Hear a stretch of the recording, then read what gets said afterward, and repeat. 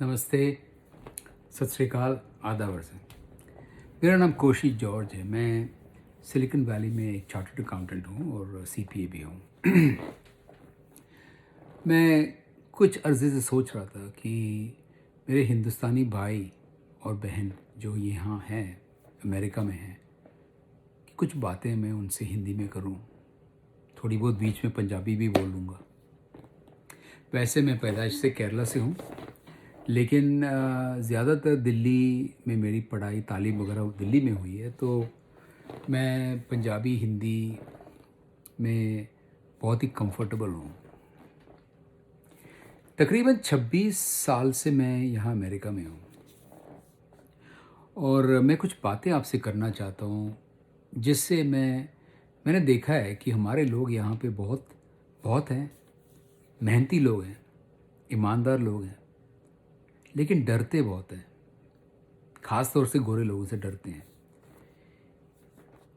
मेरी ये इच्छा है कि मैं इस वीडियो के थ्रू आपसे कुछ बातें कर सकूं और बताऊं कि आपने डरना नहीं है। एक बात है, जो डर गया सो मर गया। आप लोग यहाँ, हम लोग सब यहाँ आए हैं। यहाँ इसलिए नहीं आए कि चंद चंद सालों के लिए रहने के बाद हम इंडिया चले जाएं, नहीं। हम यहाँ के सिटीजन्स हैं, हमें यहाँ पे राइट्स हैं, हम टैक्स भरते हैं।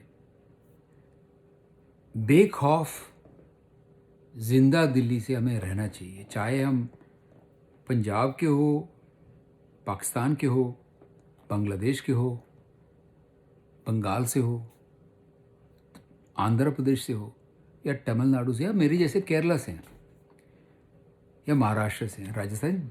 बहुत से लोग हमारे वो पूरा इंडियन सब कॉन्टिनेंट में से बहुत से लोग यहाँ पे, श्रीलंका से भी लोग इधर हैं, मालदीव से लोग हैं, भूटान से लोग हैं, नेपाली से हैं। मगर यहाँ होता क्या है कि अक्सर लोगों को बुली किया जाता है। अब हमारे साथ भी ऐसा एक हादसा हुआ। क्या बात है कि पिछले कम से कम 2.5 साल से हमें बहुत परेशान किया जा रहा है, तंग किया जा रहा है। एक गोरा है जो हमारा नेबर है, पड़ोसी है, ऐसे ऐसे बातें कहता है कि तुम यहाँ से चले जाओ, तुम्हें यहाँ नहीं चाहिए हमें, तुम हिंदुस्तानी लोग तुम्हारे देश जाके वहाँ अपने भैंसों को संभालो, और गंदी गंदी गालियाँ बोलता है। कुछ एक तक तो हम लोग भी सह गए और कुछ है नहीं। एकाध फरवरी की महीने में 2021 की बात है, फरवरी की महीने में इस आदमी ने मेरी बेटी को तंग की। ये आदमी जो है यहाँ पे सेंटा क्लारा काउंटी में जो है, यहाँ का एक वकील है। बहुत ही पेचीदा इंसान है, बहुत ही हरामी है, एकदम यहाँ पे बदमाश इंसान है। हम लोग ज़्यादातर वकीलों के बारे में ऐसे बात नहीं करते हैं। वकील जो होते हैं जिनको हम काफ़ी रेस्पेक्ट करते हैं, क्योंकि एक तो वो न्यायाधीश से ताल्लुकात रखते हैं, तो हम ये समझते हैं कि भैया लॉयर है, आदमी का व्यवहार जो है ना वो अच्छा ही होना चाहिए। जैसे कि मैं चार्टर्ड अकाउंटेंट और मैं यहाँ का एक सीपीए भी हूँ। कुछ कायदे के हिसाब से हम लोग चलते हैं ना, तो लाइसेंस्ड लोग हैं। यहाँ पे मैंने तालीम हासिल की है, तो मुझे इस देश की तरफ यहाँ के टैक्सेस भरवाने, लोगों से टैक्स भरवाने की बातों में मैं बहुत ही ईमानदारी से काम करता हूँ। तो इसी हमारे से भी ऊपर है ये वकील लोग, तो हम एक्सपेक्ट करते हैं कि भाई वकील अच्छी तरह बिहेव करेगा लोगों के साथ, है ना। पर ये आदमी ऐसा नहीं है। ये लोगों को तंग करता है, लोगों को घबराता है, और घबराहट पैदा करने के बाद उससे पैसे वसूल करता है। ये इसका प्रैक्टिस ही ऐसे चलता है। मतलब ज़्यादातर अगर आप देखोगे तो इसका नाम भी डाल के देखोगे तो यहाँ पे आपको इसका कोई वेबसाइट भी नहीं मिलेगा। ऐसा इंसान है, मगर गोरा है, यहाँ का मरीन था, यहाँ के वियतनाम में से ये वॉर से वापस आ गया। यहाँ पे तकरीबन 46 साल से यहाँ पे सेंटा क्लारा काउंटी के अंदर लॉ प्रैक्टिस कर रहा है, मगर लोगों को तंग करता है, बहुत तंग करता है। तो जब मेरी बेटी को तंग किया इसने, वो उसका एसयूवी, वो बच्ची बाहर खड़ी हुई थी, वो कुछ तस्वीर वगैरह ले रही थी, और ये अपना एसयूवी ले आके, तकरीबन 4 बजे हुआ शाम की टाइम थी, ये अपना एसयूवी ले आके उस बच्ची के सामने लाके एकदम रेस करके उसको घूर के देख रहा है। मेरी बच्ची डर गई। उस वक़्त उसको 12 साल की उम्र थी। वो एकदम घर के अंदर आया और ऊपर मेरे इस कमरे में, वहाँ से मैं उसको देखा तो ये घबराई हुई है। कहती डैडी मुझे ये डरा रहा है ये आदमी। यकीन मानिए मुझे उस वक़्त एकदम, मैं मेरी बच्ची की आँखें देख के मैं एकदम परेशान हो गया। मैंने कहा ये तो कभी बहुत ही करेजियस मेरी बच्ची है इसलिए मैं नहीं कह रहा हूँ, बट मैं जानता हूँ उसे। बहुत ही करेजियस है वो और हर तरह का आउटडोर स्पोर्ट पे लगी रहती है। मैं उतना स्पोर्ट्समैन नहीं हूँ, मैं गाना बजाने के चक्कर में रहता हूँ, मैं ज़्यादा स्पोर्ट्स में नहीं हूँ। मुझे स्पोर्ट्स पसंद है, पर मैंने तो उसकी जो पर्सनैलिटी है वो मेरी जैसी नहीं है। और ऐसे लड़की को डरे हुए देख के मैं खुद हैरान हो गया। मैंने कहा ये इसको हो क्या गया? तो ये कह रहा है इसको इससे तंग किया है। तो मुझे पता था इसकी ये जो हरकतें यहाँ करता है लोगों के साथ और लोगों के साथ, तो हम तो देखते रहते थे। लेकिन जब ये ऐसा नाटक किया तो मुझे बहुत ही अंदर से बहुत गुस्सा आया। मैंने कहा अभी तक तो मैंने इस हरामज़ादे को कुछ कहा नहीं है, तो मगर बच्ची को तंग करने के चक्कर में मैं एकदम अंदर से मैं खड़ा हो गया। एक मैंने कहा ये मैं सह नहीं सकता। तो मैंने क्या किया, मैंने एक टेम्पररी रेस्ट्रेनिंग ऑर्डर कोर्ट से ले ली इसके अगेंस्ट। जब से हमने अप्लाई किया ज़्यादा तंग करना शुरू कर दिया इसने। हमारे जो गार्बेज और रिसाइकिल बिन्स है उसको सर्विस कराने में परेशानी खड़ी करता था, ब्लॉक करता था पूरा एरिया। गड्डियाँ निकालने वास्ते पंजाबी में गल करते हैं, गड्डियाँ निकालने मामले में भी तंग किया है। हुण पार्क करना नहीं दिंदा है।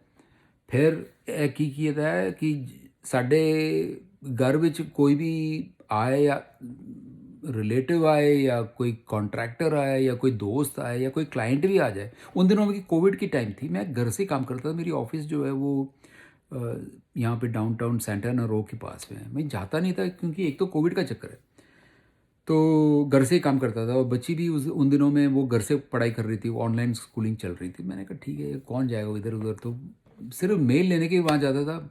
स्टाफ तो हमारे कंट्री वाइड हैं और बाहर भी हैं, तो ठीक है क्लाउड के थ्रू काम वगैरह तो हो ही जाता है, ऐसी कोई दिक्कत नहीं है। मेरा पार्टनर जो है वो डैलस में है, तो वो एनरोल्ड एजेंट का काम वहाँ से संभालता है। मैं ज़्यादातर एडवाइस करने में, लोगों का टैक्स सलाह देने में, और बाकी काफ़ी मेरे स्पीकिंग एंगेजमेंट्स बहुत होते हैं थ्रू आउट द कंट्री। उस रिटायरमेंट प्लानिंग ऐसे काम में मैं ज़्यादा रहता हूँ। तो मेरा कॉलीग जो है वो कोई ऑडिट, IRS का ऑडिट हो गया, ये वो हो गया, तो वो ऐसे काम है वो भी देखते हैं, और वो ऐसे टैक्सेस के भी काम देखते हैं, और हमारे कारोबार संभालते हैं हम लोग। तो मैं कहने का मतलब था, हमारा काम पे भी रुकावट कर रहा था ये बंदा। कोई भी घर आया तो उनको परेशान करता था, उनकी गड्डियों का नंबर नोट करता था। तो ऐसी छोटी छोटी परेशानियाँ करता था। कुछ बात करोगे तो एकदम गालियाँ बकना, गंदी गंदी गालियाँ बकता रहता था। और एक तो साला हट्टा कट्टा इंसान है वो, एक्स मिलिट्री है, तो तोप वगैरह है इसके पास, तो हम लोग उसके हिसाब से भी तो रहना चाहिए ना। यहाँ तो एक दूसरी बात है कि यहाँ पे पुलिस को आप बुलाओगे तो पुलिस आएंगे भी तो वो भी जी हुजूरी करके खड़े होते हैं, अच्छी तरह से व्यवहार करते हैं। ऐसे हरामजादे को तो मारना चाहिए, ये लोग करते नहीं हैं। फिर हम मारेंगे तो फिर हम फंसेंगे। तो एक बहुत ही अजीब सी दुविधा में फंस गए। तो ऐसे में हमने टेम्पररी रिस्ट्रेनिंग ऑर्डर लिया। तो टेम्पररी रिस्ट्रेनिंग ऑर्डर की हियरिंग के 2 दिन पहले मेरे से कहता है, तो जो भी वकील मेरे सामने आ जाए ना, मैं उनको एक चबा दूंगा। अंग्रेज़ी में बोला मेरे से। फिर बोलता है कि जज जो है ना, जज और मेरी बहुत बनती है, तेरे को कुछ नहीं मिलेगा। ये सब का मैंने कहा यार पहली बार हम लोग आजमा के देख रहे हैं। अभी यहाँ का US का कोर्ट सिस्टम में कौन आगे जा, मैं तो कभी कोर्ट कचहरी के चक्कर में पड़ता ही नहीं हूँ, पहली बार जा रहा था। तो हैरानी की बात है, ये जो कह रहा था वैसे नहीं था, वो धमकी दे रहा था मुझे, मगर हमें तो मिल गया रिस्ट्रेनिंग ऑर्डर। फिर वो टेम्पररी था, उसके बाद उसकी परमानेंट की हियरिंग थी, उसके लिए गए हम लोग। तो उस वक़्त 27 लोग ऐसे थे जिन्होंने इसकी परेशानियाँ झेली हैं यहाँ पे, इस वैली के अंदर, इस जहाँ हम रहते हैं एल्मेडन वैली में, यहाँ पे बहुत से लोग ऐसे हैं जो जो जानते हैं ये कैसे बिहेव करता है। तो वो लोग सब मेरे लिए टेस्टिमनी देने के लिए कोर्ट के लिए आना राज़ी हो गए लोग। तो ये मैं बता रहा हूँ, ये कोर्ट का हियरिंग था for the permanent restraining order 6 दिसंबर 221 की बात है। तो 6 और 7 2 दिन की हियरिंग की मामला थी, क्योंकि 27 लोग हैं तो उन सब की हियरिंग तो हमारे जज, हमारे जो लॉयर है, वकील हैं, उसने वो 7 को शेड्यूल किया और 6 को हमारे साथ जो हियरिंग थी वो होनी थी। तो उसी दिन अजीब चक्कर हो गया। अजीब चक्कर ये हुआ कि ये बंदा कोर्ट में आया और जज के सामने अपना हिम्मत दिखाना शुरू कर दिया। तब धीरे धीरे जब पोल खुलने वाली थी, ये वहाँ पे अपना खाट खड़ी कर दिया, वो निकल गया बाहर। मैं कहता है कि मैं इसके अगेंस्ट अपील करूँगा करके वो निकल गया। तो जज ने कहा, देखो यहाँ आराम से बैठे रहोगे तो तुम्हारा जो पॉइंट है तुम आर्ग्यू कर सकते हो, और ये जो सबूत वगैरह हम देख रहे हैं, तो आप बताइए क्या है आपने कि ये किया है या नहीं किया, उनको छेड़ा है, परेशान किया है आपने। सारे वीडियोस थे हमारे पास, वीडियोस थे, पिक्चर्स थे, डॉक्यूमेंट्स थे, टेस्टिमोनियल्स भी। अगला दिन होना था, ये बंदा चला गया। फिर से जज ने बुलाया उसको, देखो लास्ट टाइम है, बोल रहे हम तुमसे, तो मैं वकील हूँ, मैं ये हूँ, फलाना हूँ, ये सब नहीं चलेगा। जज ने बोला, एक बहुत अच्छी औरत थी वो, इनका नाम है शोना श्वार्ट्ज, बहुत अच्छी ईमानदार जज है ये सेंटा क्लारा काउंटी के अंदर सुपीरियर कोर्ट में। तो फिर ठीक है, आपको नहीं आना, आप चले जाइए, हम लोग तो प्रोसीडिंग्स जारी रखेंगे। तो ये सोचा कि ये चला जाएगा तो प्रोसीडिंग ही बंद हो जाएगी, ऐसा नहीं हुआ। तो जज ने कहा 7वीं तारीख की जो हियरिंग 27 लोगों ने जो आना था, उनकी हियरिंग उन्होंने कहा मुझे नहीं हियर करना, मुझे जितना अभी मैंने तक देखा है मैं रेस्ट्रेनिंग ऑर्डर परमानेंट इशू कर रहा हूँ। तो 6 तारीख को ही हमें रेस्ट्रेनिंग ऑर्डर मिल गई। इसके बाद ये बंदा हमें और ज़्यादा परेशान करना शुरू किया, बहुत परेशान कर रहा है, हंस रहा है हमको देख के, कुछ ना कुछ बकवास करता रहता था। तो हम जब भी बकवास करता हम लोग पुलिस को बुलाते थे। पुलिस आते हैं, कभी कभी वो रिपोर्ट लेकर आके चले जाते हैं और ज़्यादा कुछ होता नहीं था। रेस्ट्रेनिंग ऑर्डर वायलेट करता जाता था, मेल बॉक्सेस ब्लॉक करता था, लोगों को परेशान करना शुरू। फिर इसने क्या किया, रेस्ट्रेनिंग ऑर्डर जो है उसके अलावा जो भी परेशानियां वो कर सकते वो सब करना शुरू कर दिया। तो इस सब बीच में हमारे हाथ से बहुत पैसा गया। फिर इसने मेरे अगेंस्ट एकदम फर्जी किस्म का एक लॉसूट फाइल किया, जिसमें इसको $14 मिलियन चाहिए मेरे से। कुछ ना कुछ अनाप शनाप सब बोल के एकदम गलत बातें मेरे बारे में बता के इसने 14,000 14 मिलियन सिर्फ मेरे ही सब, मेरी वाइफ के अगेंस्ट, हमारी जो कंपनी है उनके अगेंस्ट, जो भी लोग हमारे साथ खड़े थे, जो इसका बकवास सहते नहीं है उनके अगेंस्ट, तो तकरीबन, और हमारा वकील के अगेंस्ट, सबके अगेंस्ट मिला के 14 मिलियन उसको हर एक से मुझसे इससे इतना चाहिए करके। तो ऐसा एक इसने लॉसूट फाइल किया। अभी वो लॉसूट का चक्कर क्या होता है कि एक बार कोई लॉसूट फाइल हो जाती है, फिर उसकी हियरिंग होती है ना, तो हियरिंग तो यू हैव टू सर्व, जितने भी 14 लोग हैं, 15 लोग हैं, उनको सबको सर्व करना है। वो सिर्फ मुझे और मेरी बीवी को सर्व करता, बाकियों को सर्व नहीं करता। 2 साल निकल गए अभी, ये सब होने के बाद 2 साल निकल गए, और फिर शुरू कर देता है ये कि कहता है कि अभी लोगों को फिर से शुरू करना, सर्व करना शुरू कर दिया, क्योंकि हर जब भी कोर्ट में तारीख होता है ये मतलब आगे खींचता रहता है, मतलब कुछ ये नहीं हुआ, वो नहीं हुआ, अच्छा अगला तारीख, ऐसे चलता रहता है, और जानबूझ के करता है ताकि हमें परेशानी रहे और हम हमारे तरफ से वकील को पैसे देते जाएं, और बहुत पैसे गए हमारे हाथ से, बहुत से $300,000 के ऊपर हाथ से गए। फिर हमें यहाँ पे जीना मुश्किल करा दिया इसने। फिर हम लोग घर बेचने की कोशिश कर रहे थे, हम लोग एक एयरबीएनबी में 1 साल गुजरे, परेशानियाँ बढ़ती गई, हमारी बच्ची की जो कॉन्फिडेंस है वो एकदम चला गया, उसकी तालीम को इफ़ेक्ट किया, हर चीज़ में हमें परेशानी है। अब तो 950 दिन से ऊपर हो गए जो मैं अभी आपसे ये बात कर रहा हूँ। तो हैरानी होती है मुझे कि भाई हम भी अमेरिकन सिटीज़न हैं, मगर हमारी तरफ कोई वेटेज नहीं है, क्योंकि हमारी चमड़ी जो है ना ये ब्राउन है। यहाँ पे गोरों की चलती अभी भी, वही बात जो 150 साल पहले साउथ अफ्रीका में महात्मा गांधी जी के साथ जिस तरह से वो गोरों ने व्यवहार किया, वो आज भी यहाँ पे हो रहा है। ये जैसे हरामी, सारे गोरे लोग ऐसे नहीं होते हैं। मैं बहुत से गोरे लोगों को जानता हूँ, अच्छे लोग हैं। हर किस मैंने कभी भी किसी भी व्यक्ति के साथ बात करने में कभी ऐसा नहीं सोचा कि भाई किसका चमड़ा कैसा है, कोई ये कर रंग कर। इंसान है भैया, इंसानियत से पेश पेश आना चाहिए हमें, पेश है कि नहीं? तो ये बंदा ऐसा नहीं है। और यहाँ पे बाकी भी लोग हैं, कोरियंस हैं, मलेशियन हैं, सिंगापुर, इन सब को डरा के रखा हुआ है। एक तो ये लोग अंग्रेज़ी इतना बोलते नहीं हैं, मैं तो बोल लेता हूँ, तो मुझे सबसे ज़्यादा परेशान कर रहा है। मुझे इसने कोर्ट के केसेस पे फंसा के रखा हुआ है। सब गलत है, मगर इसके पीछे दौड़ना पड़ता है ना आदमी को, परेशान करना। तो वो समझ गया कि भाई रेस्ट्रेनिंग ऑर्डर तो वायलेट नहीं करेगा। एक बार तो जेल भी जा चुके हैं ये खपती इंसान। वो जेल से बॉन्ड लेके बाहर आ जाता है, फिर से शुरू हो जाता है ये। तो ऐसे ऐसी परेशानी है हमारे साथ। मेरे कहने का मतलब ये है कि बहुत परेशानियां हैं, मगर मैं गिव अप नहीं करूँगा। हमारी तरफ से बहुत बहुत हमने झेली हैं। मगर सबसे बड़ी दिक्कत क्या है ना कि हमारे यहाँ पे जितने भी इंडियन एसोसिएशंस हैं, मैं मुझे किसी की सिंपैथी की ज़रूरत नहीं है। मैं दुखी हूँ कि भाई मैं भी यहाँ पे अमेरिकन सिटीजन हूँ, मगर मेरे एक भी हिंदुस्तानी अमेरिकन भाई बहन मेरे साथ खड़े नहीं होते हैं, सब डरते हैं। भाई ये डरना नहीं चाहिए। अब एक आदमी अगर दिक्कत से, कल आज मेरी बच्ची के साथ ये हुई है, कल आपकी बच्ची के साथ ये हो सकता है, आप समझ लीजिए।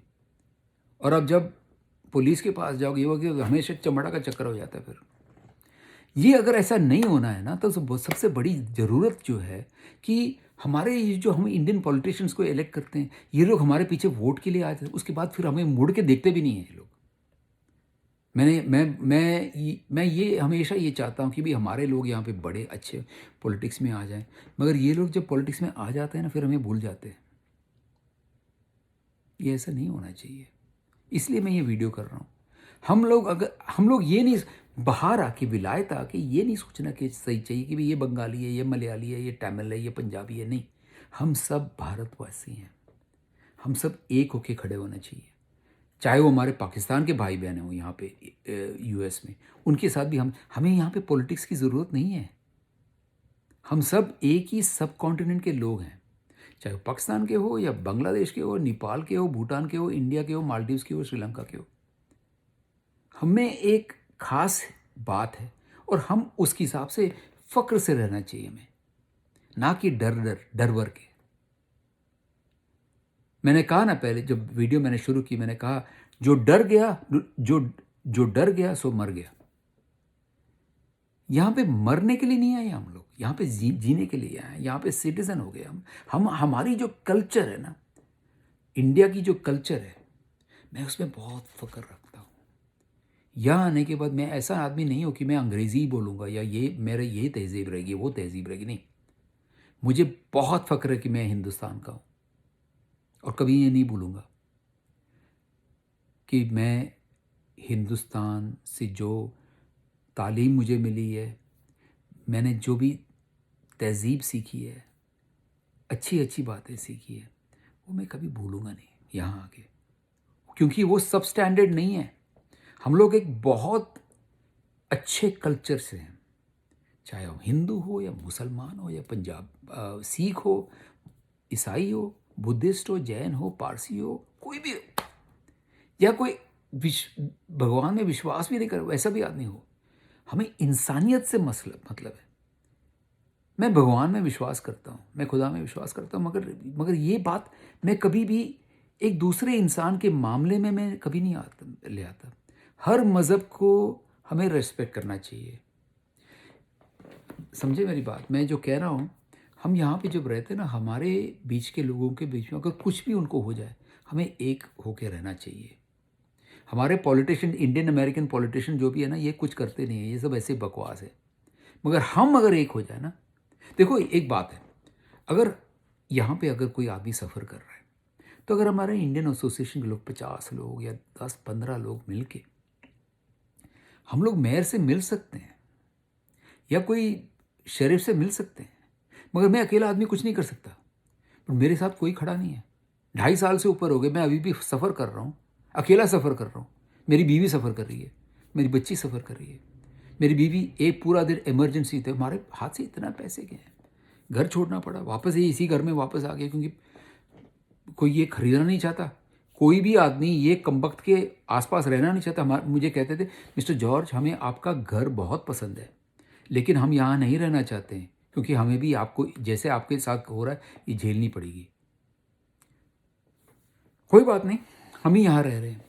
मगर मैं यही कहना चाहता हूँ कि भाई हम लोग डरने नहीं चाहिए भाई, एक साथ खड़े होने चाहिए, एक साथ।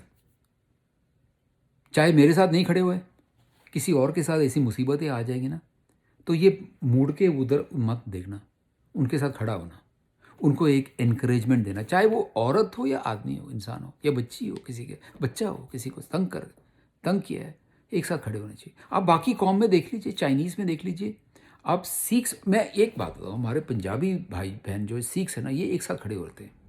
इनके बीच में अगर कुछ किसी ने कुछ किया, ओए की कहता है, तो खड़े हो जाते हैं। उसमें यूनिटी है, ताकत है। ये हम बाकी लोगों के लिए क्यों नहीं करते? कि क्यों ऐसे क्यों सोचते कि ये बंगाली है, ये उड़ीसा का है, ये तमिल है, ये तेलुगु है, उनका वो अपना जाने? ऐसा नहीं भैया। अब मैं मलयाली हूँ, मेरे साथ कौन खड़ा है? कोई नहीं खड़ा, सब डर के भाग जाते हैं, हिम्मत नहीं दिखाते बिल्कुल। मैंने ये नहीं सीखा, मेरी ज़िंदगी में मैंने कभी ये नहीं सीखा, मैं किसी से डरता नहीं हूँ। डरना नहीं चाहिए किसी को भी। किस बात के लिए डरे भाई? कोई गोरा है इसलिए उससे डरे हम? ये कहाँ का लॉजिक है भैया? कहाँ का लॉजिक है?